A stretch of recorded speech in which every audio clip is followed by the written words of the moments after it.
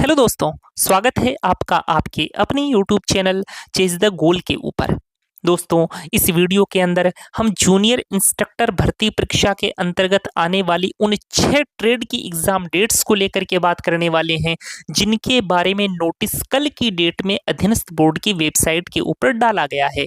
तो कौन कौन सी एग्जाम है, कब कब उनका एग्जाम होगा, टाइमिंग क्या रहेगी, पेपर का मोड क्या रहेगा, इसके अलावा एग्जाम देते टाइम आपको किन किन बिंदुओं का ध्यान रखना है, ये सारी की सारी चर्चा हम इस वीडियो के माध्यम से करने वाले हैं। तो आपने यदि अभी तक इस चैनल को सब्सक्राइब नहीं किया है तो आप इस चैनल को सब्सक्राइब जरूर करें, क्योंकि इस चैनल के ऊपर आपको जूनियर इंस्ट्रक्टर भर्ती परीक्षा से रिलेटेड सभी प्रकार की छोटी से छोटी और बड़ी से बड़ी अपडेट देखने को मिलेंगी। चाहे वो आपकी ऑफिशियल आंसर की से रिलेटेड कोई इन्फॉर्मेशन हो, चाहे डॉक्यूमेंट वेरिफिकेशन से जुड़ी कोई इन्फॉर्मेशन हो, या आपके स्क्रूटनी फॉर्म से रिलेटेड कोई इन्फॉर्मेशन हो, या फिर आपके रिजल्ट से लेकर के कोई इन्फॉर्मेशन हो, ये सारी की सारी अपडेट इस चैनल पर आपको देखने को मिलेंगी। इसलिए आप इस चैनल को सब्सक्राइब जरूर करें। तो नोटिस के अंदर क्या कुछ दिया गया है, अब हम उन चीजों को लेकर के बात कर लेते हैं।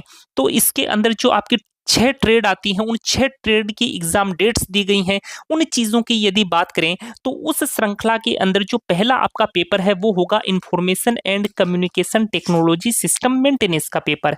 और ये जो पेपर है ये 4 जनवरी को होगा। सुबह 10 बजे से लेकर के दोपहर 12 बजे तक ये पेपर होगा। और इसका जो मोड रहेगा वो रहेगा ऑफलाइन, यानी कि 2 घंटे का ये पेपर ऑफलाइन लिया जाएगा। यदि हम दूसरी एग्जाम की बात करें तो ये आता है आपका ड्राफ्ट्समैन सिविल का पेपर। और इसका जो एग्जाम है ये 4 जनवरी को होगा। दोपहर 3 बजे से लेकर के शाम 5 बजे तक पेपर चलेगा। और इसका जो पेपर होगा वो भी ऑफलाइन होगा। तीसरा जो एग्जाम आता है ये आता है आपका सोलर टेक्नीशियन इलेक्ट्रिकल का पेपर। मॉर्निंग शिफ्ट में होगा, 5 तारीख को होगा। सुबह 10 बजे से लेकर के दोपहर 12 बजे तक पेपर चलेगा। और इसका जो पेपर है ये भी आपका ऑफलाइन होगा। जो चौथा एग्जाम आता है ये आता है आपका वायरमैन का पेपर। ये आपका 5 जनवरी को होगा। दोपहर 3 बजे से लेकर के शाम 5 बजे तक पेपर चलेगा। और ये जो पेपर है ये भी आपका ऑफलाइन मोड के तहत ऑर्गेनाइज करवाया जाएगा। और जो 5वां पेपर आता है ये आता है आपका computer operator and programming assistant यानी कोपा का पेपर। ये जो पेपर है 10 जनवरी को होगा। सुबह 10 बजे से लेकर के दोपहर 12 बजे तक चलेगा। और ये जो पेपर है ये भी आपका ऑफलाइन लिया जाएगा। और जो लास्ट पेपर आता है यह आता है आपका इलेक्ट्रॉनिक्स मैकेनिक का पेपर। ये आपका 10 जनवरी को इवनिंग शिफ्ट में दोपहर 3 बजे से शाम 5 बजे तक ऑफलाइन मोड के तहत लिया जाएगा। यानी कि 6 ट्रेड के एग्जाम जो हैं वो आपके 4 जनवरी से लेकर के 10 जनवरी तक ऑफलाइन मोड के तहत ही लिए जाएंगे। अब उन एग्जाम के दौरान आपको किन चीजों का ध्यान रखना है, हम उन चीजों को लेकर के बात कर लेते हैं। जैसे जो पॉइंट नंबर 2 है ये आपके काम का है। पॉइंट नंबर 3 है ये भी आपके काफी काम का है। ये जो पॉइंट नंबर 2 है इसमें ये मेंशन किया गया है कि जो आपकी आईडी कार्ड है, जो आपका आइडेंटिटी प्रूफ है, जो आपका पहचान पत्र है, उसके अंदर जो आपकी फोटो लगी रहती है वो फोटो 3 वर्ष या 3 वर्ष से पुरानी नहीं होनी चाहिए। यदि वो फोटो 3 वर्ष या 3 वर्ष से अधिक पुरानी हुई तो जो आपका प्रवेश पत्र है उसके अंदर संलग्न फोटो से यदि वो फोटो मैच नहीं हो पाती है तो आपको परीक्षा केंद्र के अंदर प्रवेश नहीं दिया जाएगा। तो आपको करना क्या है कि 3 वर्ष या 3 वर्ष से अधिक पुरानी आपकी फोटो है तो आपको उस फोटो को अपडेट करवा लेना है, ताकि पहचान पत्र के अंदर जैसा आपका फेस होगा वैसा का वैसा फेस आपके प्रवेश पत्र के अंदर संलग्न फोटो के अंदर होगा।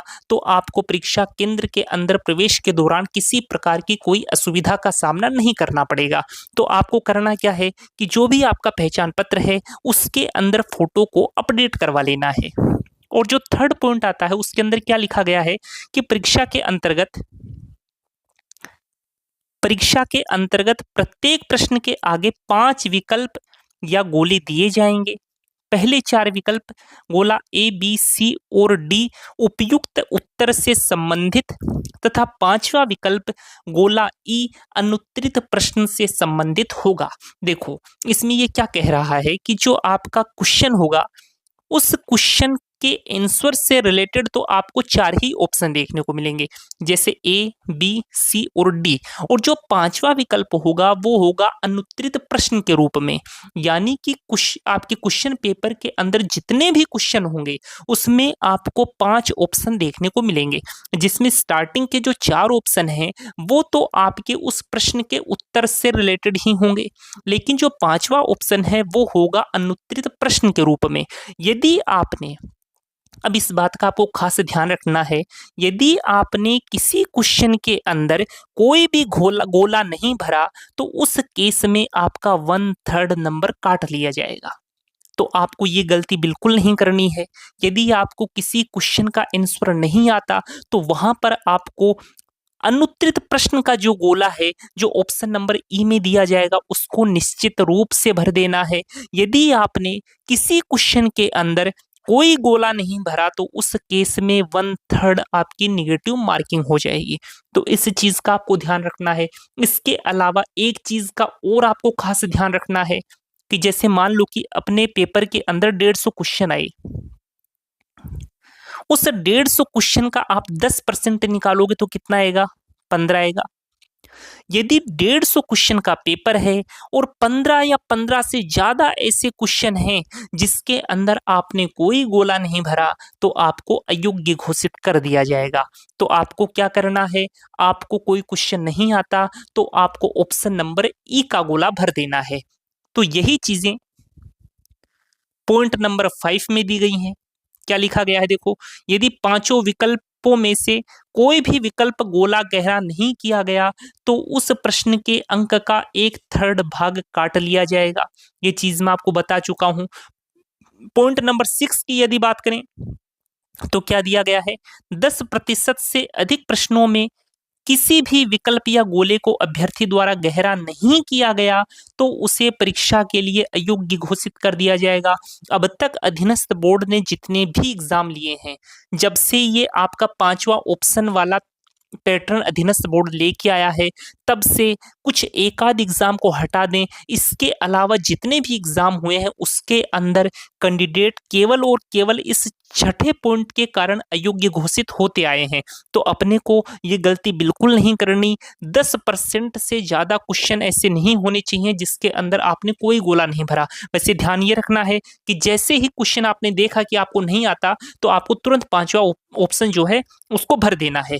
तो ये जो चीजें हैं वो यहाँ पर काफी काम की हैं। इसके अलावा जो पॉइंट नंबर 8 है, इसमें क्या दिया गया है? उक्त परीक्षाओं के लिए प्रोविजनल ई प्रवेश पत्र बोर्ड की वेबसाइट, ये अधीनस्थ बोर्ड की वेबसाइट है, से डाउनलोड करने की दिनांक यथा समय सूचित कर दी जाएगी। यानी कि जब भी आपका प्रवेश पत्र आएगा, जब भी आपके एडमिट कार्ड्स आएंगे तो उससे पहले आपको इन्फॉर्मेशन दे दी जाएगी और हमारे चैनल के माध्यम से भी आपको तुरंत इन्फॉर्म किया जाएगा। इसलिए आप इस चैनल को सब्सक्राइब जरूर कर लें। तो दोस्तों, ये एक लेटेस्ट इन्फॉर्मेशन थी जो आपको इस चैनल के माध्यम से प्रोवाइड करवाई गई। यदि आपको वीडियो पसंद आया है तो आप इस वीडियो को लाइक जरूर कीजिए और आप इस चैनल के ऊपर नए हैं तो इस चैनल को सब्सक्राइब जरूर कर लीजिए, ताकि जूनियर इंस्ट्रक्टर भर्ती परीक्षा से रिलेटेड किसी भी प्रकार की कोई भी इंफॉर्मेशन से आप वंचित न रह जाएं। तो दोस्तों, मिलेंगे एक और शानदार लेटेस्ट अपडेट के साथ। तब तक के लिए धन्यवाद दोस्तों।